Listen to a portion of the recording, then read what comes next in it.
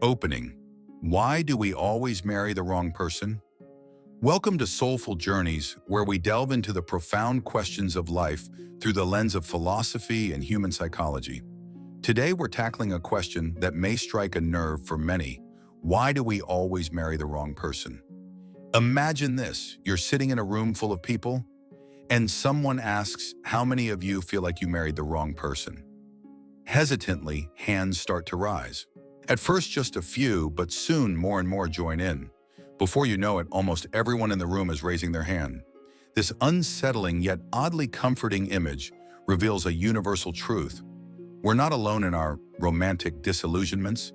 But why does this happen? Why do we repeatedly choose partners who seem perfect at first, but eventually reveal themselves to be deeply flawed, complicated, and even hurtful? The answer, as Alain de Botton suggests, lies in the way we perceive love. We enter relationships armed with romantic ideals fed to us by movies, literature, and fairy tales, all of which promise that the right partner will complete us, fill every void, and understand our deepest needs without us ever having to voice them. But reality paints a very different picture. Today, we're going to look beyond the surface and explore this concept through the lens of some of the greatest philosophical minds: Søren Kierkegaard, Friedrich Nietzsche, Simone de Beauvoir, and Alain de Botton himself. We'll uncover why we're inherently wired to choose the wrong person and how our unrealistic expectations often set us up for failure. But more importantly, we'll discover that perhaps the problem isn't that we marry the wrong person, but that we misunderstand what it means to love and be loved. Kierkegaard and the despair of love. To understand why we feel like we've chosen the wrong person, we need to start with Søren Kierkegaard, the Danish philosopher known for his existential reflections on love and despair. Kierkegaard argued that love at its core is a paradox, a profound mix of hope and despair. It's not that we marry the wrong person because they're fundamentally flawed, but because we expect them to fulfill the voids we carry within ourselves. Kierkegaard saw love as a kind of eternal striving, a relentless pursuit of something unattainable. He suggested that we often confuse our romantic partners for idealized versions of who we want them to be, rather than seeing them as the flawed, imperfect beings they actually are. In his work, Either Or, he illustrates this through the concept of aesthetic love versus ethical love. Aesthetic love is the passionate, fleeting, and often superficial attraction we feel at the beginning of a relationship. It's fueled by desire, fantasy, and the illusion that the other person will complete us. But as time goes on, the illusion begins to fade, and the reality of who the other person truly is starts to emerge. We see their imperfections, their quirks, their insecurities, all the things we once overlooked in the throes of passion. This is where ethical love comes into play. Ethical love is the deeper, more enduring commitment that requires us to see our partners as they are, flawed, inconsistent, and sometimes difficult to love. It demands patience, understanding, and the ability to accept that no one can ever completely fulfill our needs. Ethical love requires us to confront our own despair, the despair that arises when we realize that our partner is not the perfect being we once imagined. Kierkegaard believed that true love is not about finding the right person, but about learning to love the person we're with despite and even because of their flaws. But here's the paradox. In the process of loving another imperfect human being, we also have to come face to face with our own imperfections. We have to confront the fact that we too are difficult to love, and this realization can be profoundly unsettling. Imagine standing in front of a mirror, not a literal one, but the mirror that a romantic relationship provides. It reflects back to us not just our partner's flaws, but also our own. The ways we sulk when we don't get what we want, the passive-aggressive remarks we make when we feel insecure, the silent treatment we give when we're hurt, these are all glimpses into our own emotional immaturity. Kierkegaard would argue that this discomfort, this existential despair, is not something to be avoided. It is in fact the gateway to true love, a love that is grounded not in fantasies of perfection, but in the messy, complicated reality of human connection. It's a love that acknowledges our own inadequacies and allows us to accept those of our partners without demanding that they change to meet our unrealistic expectations. But in a world where we're constantly bombarded with images of idealized romance, from Disney movies to Instagram perfect couples, How do we learn to embrace this more nuanced, grounded perspective on love? Stay with us as we dive into the provocative and often unsettling insights of Friedrich Nietzsche, who takes this exploration of love and despair to an even deeper level. Nietzsche, a man known for his scathing critiques of human nature, offers a perspective that challenges us to reconsider the very nature of our desires and what it truly means to love someone. Are we ready to confront the dark, uncomfortable truths about ourselves that Nietzsche reveals? Let's find out in the next segment. Nietzsche, the power struggle in love. If Kierkegaard invites us to face the despair that lies beneath our romantic illusions, then Friedrich Nietzsche compels us to confront the darker, more primal forces that govern our relationships. While Kierkegaard speaks of love as a paradox of hope and despair, Nietzsche sees love as a battlefield, a complex arena where power, desire, and control collide. In his seminal work, Thus Spoke Zarathustra, Nietzsche introduces the concept of will to power, a fundamental drive that he believes motivates all human behavior. This desire for power is not necessarily about dominance in the conventional sense, but rather about the assertion of one's own values, desires, and individuality in the world. And nowhere is this struggle more evident than in our romantic relationships. Think about the initial stages of a relationship, the intoxicating rush of attraction, the magnetic pull of desire, the exhilarating dance of seduction. At first, we may convince ourselves that we are selflessly giving love, that our intentions are purely noble and altruistic. But if we look closer, Nietzsche would argue that love is rarely as selfless as we think. In fact, it often conceals a more insidious motive, the desire to possess the other person, to shape them according to our own vision, to make them a reflection of our own needs and fantasies. Nietzsche calls this the tyranny of love, a subtle yet pervasive power dynamic that transforms even the most seemingly innocent expressions of affection into veiled attempts to assert control. We want our partner to act in ways that validate our sense of self, to say the right words, to mirror our own desires back to us. And when they don't, when they assert their own autonomy, when they resist our efforts to mold them, conflict arises. Consider the classic scenario of jealousy, a powerful emotion that Nietzsche would argue is rooted not in love, but in insecurity and fear of losing control. When we feel jealous, we are not simply afraid of losing our partner's affection. We are afraid of losing our sense of power over them. The mere thought that they could desire someone else shatters the illusion that we have successfully possessed them, and so we lash out, we cling tighter, we demand more. Nietzsche would say that such possessiveness reveals a fundamental insecurity, a lack of self-acceptance that drives us to seek validation through control over another. And herein lies the paradox. The more we try to control someone in order to keep them close, the more we push them away. The harder we cling to our illusions of power, the more powerless we feel. But Nietzsche does not leave us without a solution. In his work, The Gay Science, he speaks of amor fati, or love of fate. To truly love someone, he suggests, is to accept them fully, not as a possession to be controlled, but as a complex, independent being with their own desires, flaws, and contradictions. It is to say, I do not need you to be exactly what I want. I do not need you to fulfill my every need. I love you as you are, with all your imperfections, with all your unpredictability. However, embracing amor fati is easier said than done. To do so requires a radical shift in perspective, one that demands we relinquish our need for control and embrace the inherent chaos of love.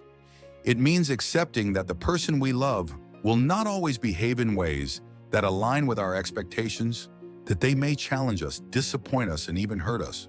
But instead of seeing these moments as threats to our power, Nietzsche invites us to view them as opportunities for growth, a chance to transcend our ego and develop a deeper, more authentic form of connection.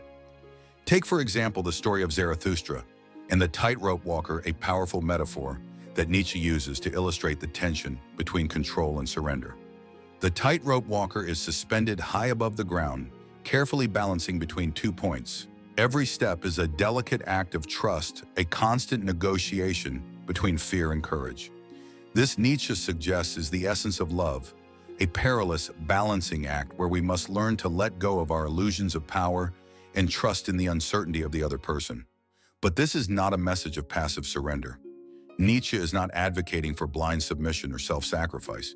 Rather, he is urging us to become strong enough to let go, to cultivate a sense of inner power that is not dependent on controlling others, but on mastering ourselves. This is the true meaning of the will to power, not the power to dominate others, but the power to confront our own fears, insecurities, and need for control. To love, then, is to embrace the paradox of freedom and dependence. It is to recognize that the person we love is both a source of comfort and a source of challenge, both a partner and a mirror that reflects our deepest fears and insecurities. It is to understand that the very things that draw us to someone, their independence, their strength, their individuality, are also the things that will frustrate and challenge us the most. So if Kierkegaard tells us that love is a paradox of hope and despair, Nietzsche takes it one step further. He reminds us that love is a battlefield, not between two people, but within ourselves. It is a struggle between our desire to control and our need to let go, between our fear of being vulnerable and our longing to connect. And in this struggle, the only path to true love is to surrender our illusions of power and accept the other person and ourselves as we truly are. But how can we do this in a world that constantly tells us that love is about possessing, controlling, and conquering? How can we learn to love without the need to dominate or be dominated? Stay with us as we move to the next segment, where Simone de Beauvoir challenges us to reconsider the very nature of love and freedom. Beauvoir, a woman who defied societal norms and rejected conventional notions of romance, offers a bold new perspective on what it means to love without losing oneself. Are we ready to let go of our illusions of power and embrace a more liberated, authentic form of love? Let's find out in the next section. Simone de Beauvoir, Love and the Paradox of Freedom. If Nietzsche compels us to confront the power struggles in love, then Simone de Beauvoir invites us to examine the tension between love and freedom. A pioneering existentialist and feminist philosopher, Beauvoir challenges the conventional notions of romantic love and presents a radical perspective. Love in its traditional form is often a form of imprisonment, a subtle but insidious way of sacrificing one's autonomy for the illusion of security and belonging. In her seminal work, The Second Sex, Beauvoir dissects the dynamics of love through the lens of existential freedom. She argues that society has conditioned us, particularly women, to believe that love is the ultimate source of fulfillment, that finding the one will complete us and give our lives meaning. This narrative is so deeply ingrained that many people unconsciously sacrifice their individuality, their dreams, and even their self-worth to fit the mold of the ideal lover or the perfect partner. But Beauvoir is clear. This is not love. It is submission disguised as love. True love, she asserts, is not about merging with another person to the point of losing oneself. Instead, it is about choosing to love while maintaining one's own freedom. Consider the conventional notion of finding one's other half. It suggests that we are inherently incomplete, that we are not whole until we find someone to fill the void. But Beauvoir argues that this idea is fundamentally flawed. To love authentically, she asserts, we must first learn to be whole on our own, to recognize that our value, our purpose, and our identity do not depend on the approval or affection of another person. Imagine a scenario where a woman raised to believe that love is the ultimate goal of life meets a man who promises to fulfill all her dreams. At first, she feels exhilarated, as though she has finally been chosen. She molds herself to his preferences, compromises her desires to please him, and gradually her sense of self begins to erode. She no longer makes decisions for herself. She waits for his approval. She no longer pursues her passions. She dedicates her life to supporting his. According to Beauvoir, this woman has not found love. She has found captivity. She has surrendered her freedom, not because she was forced to, but because she believed that being loved meant being needed, and being needed meant being indispensable. But in doing so, she has lost herself, her individuality, her identity, her voice. Beauvoir calls this the myth of romantic love, the dangerous belief that love should consume us, that we should be willing to sacrifice everything for the person we love. This myth is perpetuated by fairy tales, movies, and societal expectations, all of which paint love as a grand, all-consuming passion that requires us to give up our autonomy for the sake of the relationship. But what happens when the illusion shatters? When the man she sacrificed everything for no longer sees her as the perfect woman he once adored, when he becomes distant, critical, or uninterested. Beauvoir argues that such moments of disillusionment are inevitable because no human being can be everything to another.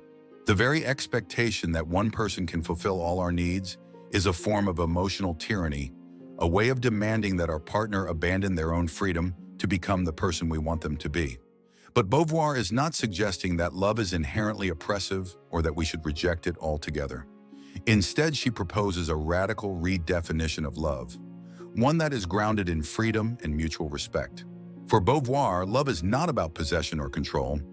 It is about creating a shared space where two individuals can grow, evolve, and support one another's freedom. It is a partnership where each person respects the other's autonomy while also choosing, freely and consciously, to stay connected. Take, for example, her own relationship with Jean-Paul Sartre. Their partnership was unconventional by societal standards. They did not marry, they did not live together permanently, and they both had other lovers. Yet they remained deeply committed to one another for over 5 decades. Their love was not defined by traditional notions of exclusivity or dependency, but by their shared commitment to intellectual growth and existential freedom. In this sense, Beauvoir challenges us to redefine love not as a prison, but as a platform for personal development and mutual support. Instead of seeking a partner to complete us, she urges us to seek a partner who will challenge us to grow, who will encourage us to pursue our passions, and who will love us not despite our differences, but because of them. However, Beauvoir acknowledges that this kind of love is not easy. It requires a profound level of self-awareness, emotional maturity, and courage. It requires us to confront our insecurities, our fears of abandonment, and our desire for control.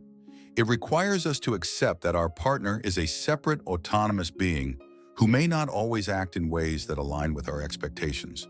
But if we can do this, if we can learn to love without demanding that the other person sacrifice their freedom, then we can cultivate a form of love that is liberating rather than confining, empowering rather than oppressive. And yet there is still one more paradox to consider: the paradox of vulnerability and independence. How can we remain true to ourselves while also opening our hearts to another? How can we maintain our freedom while also allowing ourselves to depend on someone else? Stay with us as we dive deeper into this existential dilemma in the next segment, where Donald Winnicott introduces the concept of good enough love, a form of love that embraces imperfection, fosters emotional resilience, and teaches us that sometimes being good enough is more than enough. Are we ready to challenge the myth of romantic love and embrace a more liberated, authentic form of connection? Let's find out in the next section. Donald Winnicott, the good enough love. If Simone de Beauvoir teaches us to embrace love as a space of freedom and personal growth, then Donald Winnicott invites us to take a closer look at the concept of imperfection, not just in our partners, but in ourselves. Winnicott, a British psychoanalyst and pediatrician, introduces a revolutionary idea that challenges our romanticized notions of love, the concept of being good enough. In his work with mothers and infants, Winnicott observed that a mother does not need to be perfect to be a good mother. In fact, striving for perfection can actually be detrimental to a child's development. Instead, he introduced the term good enough mother, a mother who is present, attentive, and nurturing, but also allows the child to experience occasional frustrations, disappointments, and discomfort. These moments of imperfection, Winnicott argued, are crucial for a child to learn how to navigate life independently, to develop resilience, and to form a realistic sense of self. But how does this apply to romantic love? Winnicott extends this concept to adult relationships, suggesting that just as a mother need not be perfect to be a good mother, a partner need not be perfect to be a good enough partner. Imagine a couple that has been together for several years. In the beginning, everything felt magical. The chemistry was intense, conversations flowed effortlessly, and every moment felt like a scene from a romantic movie. But as time passed, the flaws began to emerge. The once charming quirks became annoying habits. The passionate debates became exhausting arguments. The seamless connection now feels like a series of disjointed misunderstandings. In these moments, many couples begin to question whether they are with the wrong person. They start to wonder if their partner was ever truly the one, or if they simply settled for someone who can never fully meet their expectations. But Winnicott would say that these moments of disillusionment are not signs of failure. They are signs of reality. The reality that all human beings are inherently flawed, unpredictable, and sometimes difficult to love. But instead of seeing these imperfections as evidence that we have chosen the wrong partner, Winnicott urges us to reframe our perspective. Rather than seeking a perfect partner who will never disappoint or frustrate us, we should strive to be and to accept a partner who is good enough. Someone who is reliable, caring, and committed, but also imperfect, inconsistent, and occasionally selfish or distracted. Winnicott argues that a good enough partner is one who can provide a sense of stability and security while also allowing space for individual growth and personal exploration. They are not a flawless, all-knowing soulmate who can anticipate every need and fulfill every desire, but a real complex person who will sometimes let us down, sometimes frustrate us, and sometimes hurt us. Not because they don't care, but because they too are human. But embracing the good enough love requires a radical shift in mindset. It means letting go of the fantasy of perfection and accepting that no relationship will ever be free of conflict, disappointment, or emotional turbulence. It means recognizing that our partner's flaws are not necessarily a reflection of a flawed relationship, but rather a reflection of their human nature, just as our own flaws are a reflection of ours. For example, let's take the common scenario of feeling emotionally neglected by a partner. Maybe they are preoccupied with work, distracted by personal stress, or simply not as attentive as they once were. The romantic idealist might interpret this as a sign that the relationship is failing, that their partner no longer cares or is no longer the one. But from Winnicott's perspective, this is an opportunity to practice emotional resilience, to tolerate the discomfort of feeling momentarily disconnected without catastrophizing the entire relationship. This doesn't mean that we should accept neglect or tolerate toxic behavior.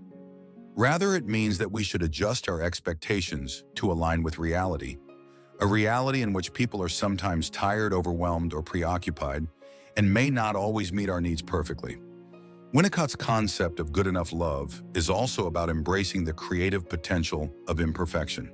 He suggests that when we stop demanding perfection from our partners, we open up space for authentic connection, a connection that is grounded not in idealized fantasies, but in the messy, imperfect reality of who we actually are. For instance, instead of feeling hurt or resentful when a partner forgets an important date or fails to notice a new haircut, we might choose to interpret these moments with generosity, recognizing that forgetfulness or inattentiveness does not necessarily indicate a lack of love. Perhaps they are overwhelmed with work, dealing with their own anxieties, or simply lost in their own thoughts. By choosing to respond with empathy rather than accusation, we create a space where both partners feel safe to be imperfect, to express vulnerability, and to seek understanding without fear of judgment. But how do we practice good enough love in a culture that constantly bombards us with images of perfect couples, flawless relationships, and soulmate narratives? Winnicott would say that the key lies in developing emotional maturity, the ability to tolerate discomfort, to accept imperfections, and to appreciate the ordinary, everyday moments of connection, rather than the grand dramatic gestures of romance. Consider the difference between a couple sitting in silence over morning coffee and a couple sharing a passionate whirlwind weekend getaway. The former might seem mundane, even boring compared to the latter. But Winnicott would argue that it is in those ordinary, uneventful moments that true intimacy is built. The quiet, unspoken connection that comes from simply being together without the pressure to perform, impress, or idealize. In this sense, good enough love is not about settling for mediocrity or giving up on the dream of a fulfilling partnership. It is about embracing reality, accepting that love is not always thrilling, not always passionate, not always profound, and that this is not a sign of failure, but a sign of life.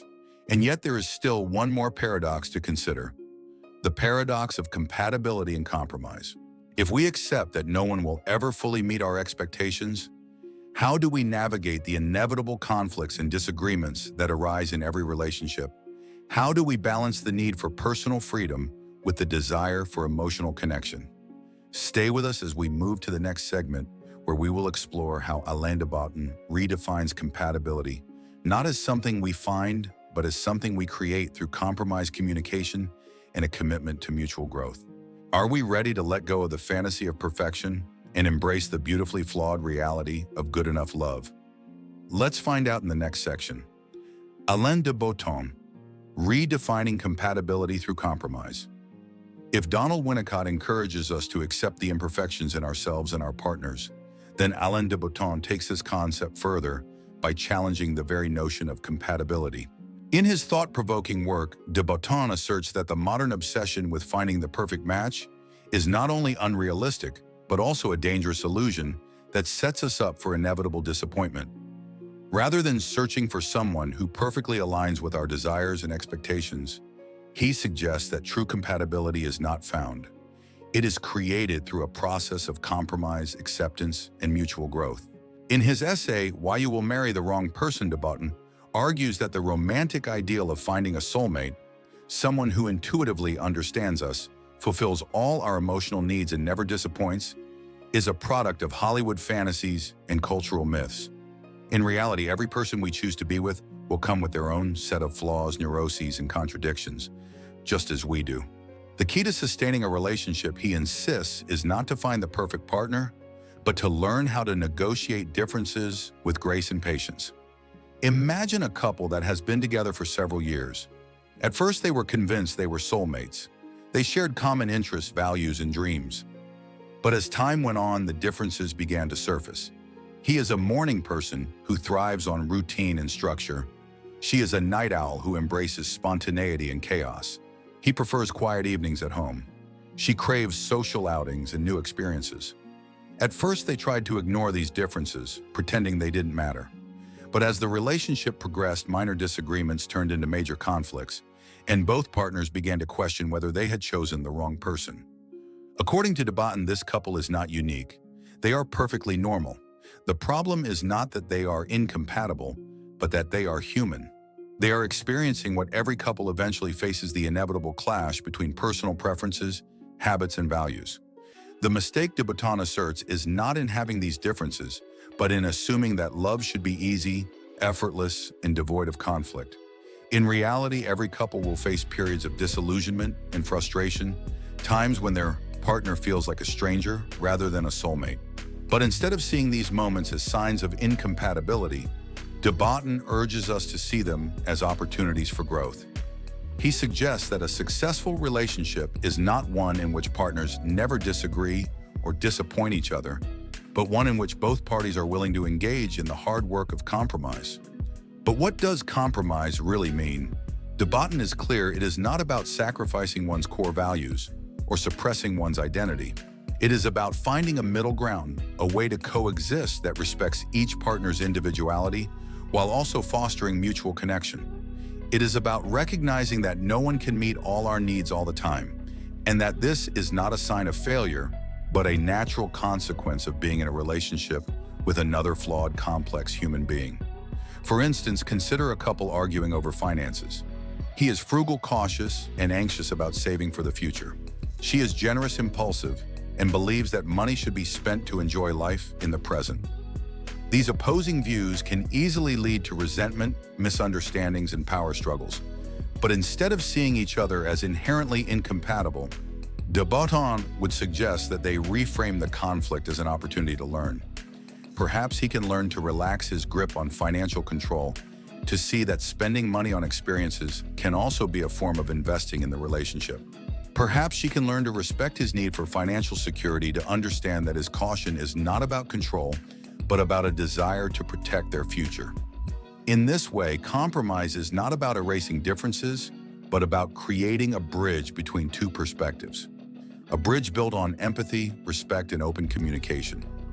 De Botton also emphasizes that compromise requires a shift in how we perceive conflict.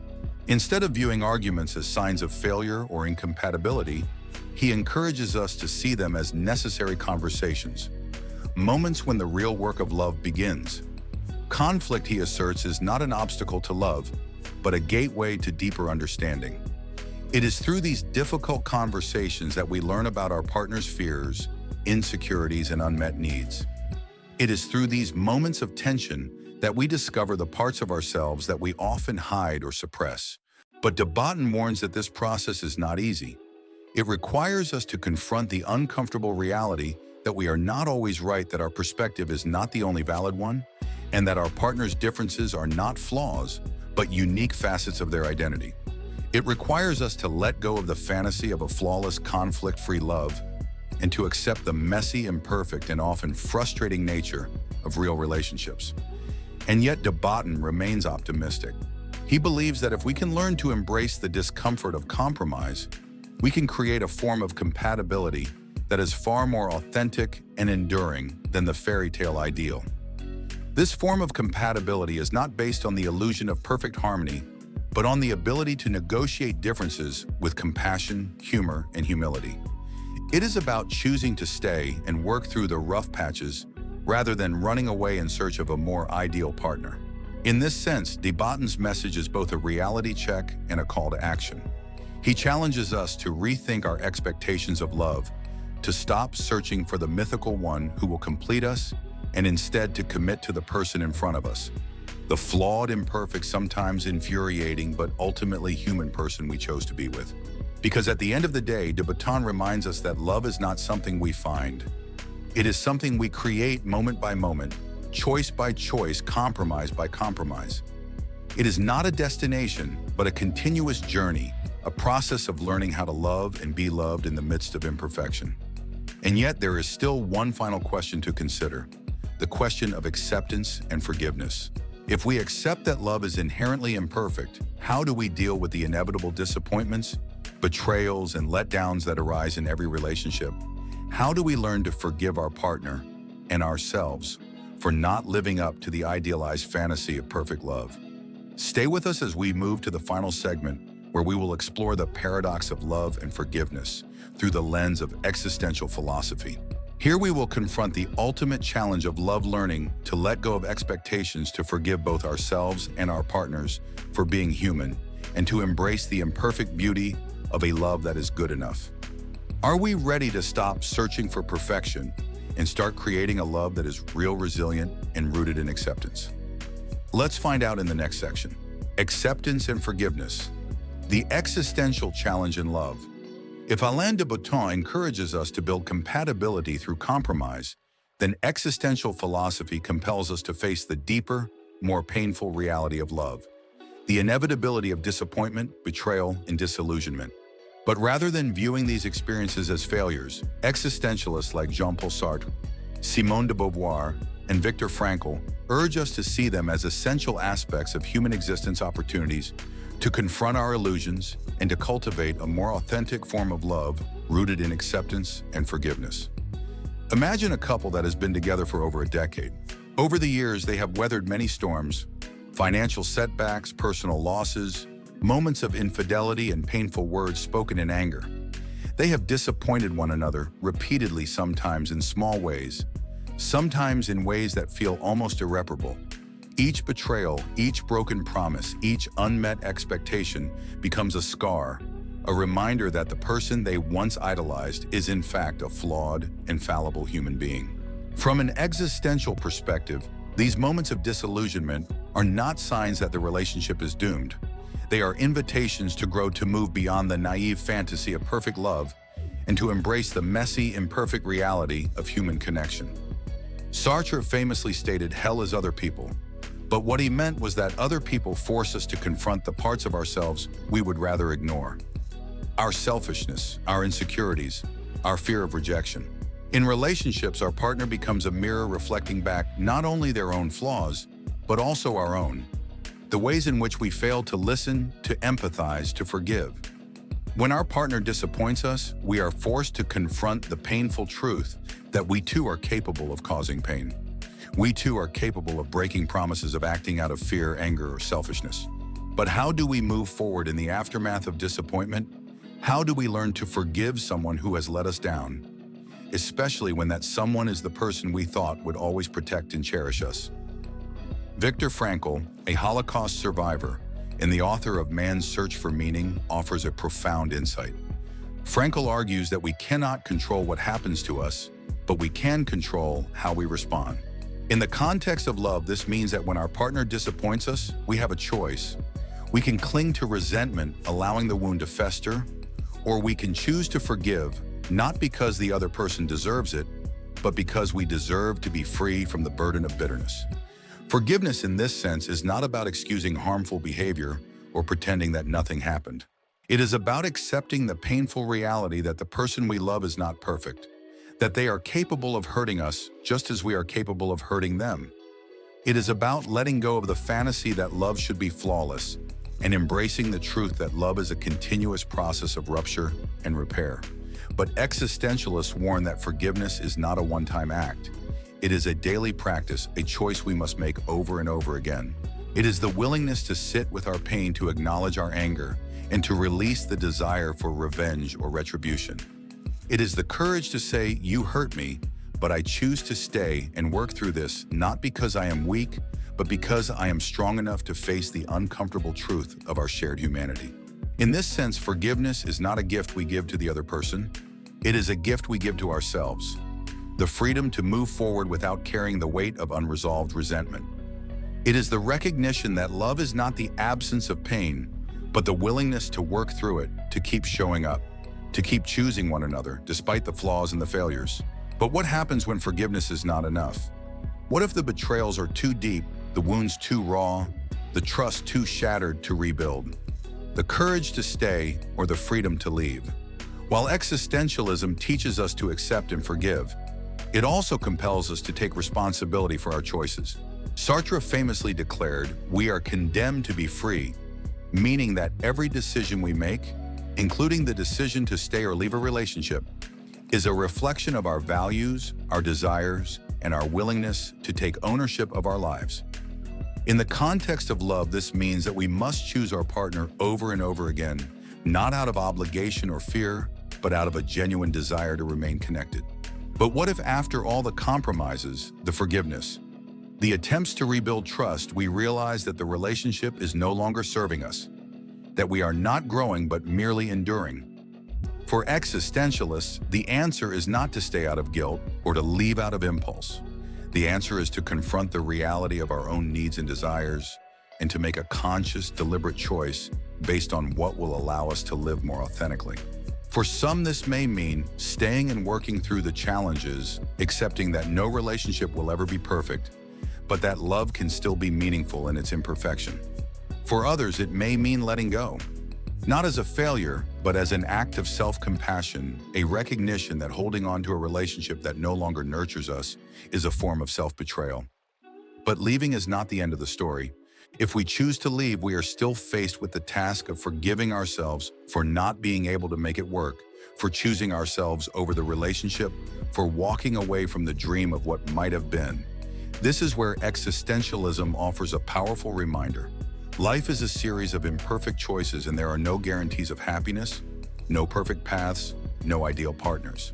Whether we stay or go, we must learn to accept the consequences of our choices without clinging to the fantasy that there was a right choice that would have spared us from pain. In this sense, the courage to stay and the freedom to leave are not opposites, but two sides of the same coin. Both require us to confront our fears, to take responsibility for our lives, and to embrace the inherent uncertainty of human existence. Conclusion: the art of loving imperfectly. As we reach the end of this journey, we are left with a paradox that is both profound and liberating. We will always marry the wrong person, not because they are inherently wrong, but because we are inherently human. We are flawed, complex, contradictory beings, and so are the people we love. Kierkegaard taught us that love is a paradox of hope and despair, a constant struggle to reconcile the fantasy of ideal love with the reality of imperfect connection. Nietzsche challenged us to let go of our desire to control, to love without possessing, to accept that freedom and vulnerability are inextricably linked. Beauvoir urged us to reject the myth of romantic love and to cultivate a love that is rooted in freedom and mutual respect. Winnicott reminded us that good enough love, a love that is flawed yet still nurturing, is not a compromise but a profound act of acceptance. And finally, de Botton compelled us to redefine compatibility as a process of negotiation and growth, a commitment to working through the inevitable conflicts that arise when two imperfect people choose to share their lives. Ultimately, the art of loving imperfectly is not about finding the perfect person or having a conflict-free relationship. It is about choosing to stay present to keep showing up, to keep working through the pain and the misunderstandings, to keep forgiving, to keep growing. It is about recognizing that the person we love will never be everything we want them to be, and that this is not a failure, but an invitation to learn to compromise, to accept, and to forgive. So as we move forward, let us embrace the imperfection of love, not as a source of disappointment, but as a profound opportunity to learn what it means to be human, to love, to hurt, to forgive, and to keep choosing one another even when it's hard. Because in the end, love is not about being perfect, it is about being good enough. Thank you for watching Soulful Journeys. If this content resonated with you, don't forget to like, share, and subscribe for more explorations of life's most profound questions. Stay connected, stay curious, and remember, love is not about finding the right person. It's about learning to love the imperfect person you chose and the imperfect person you are.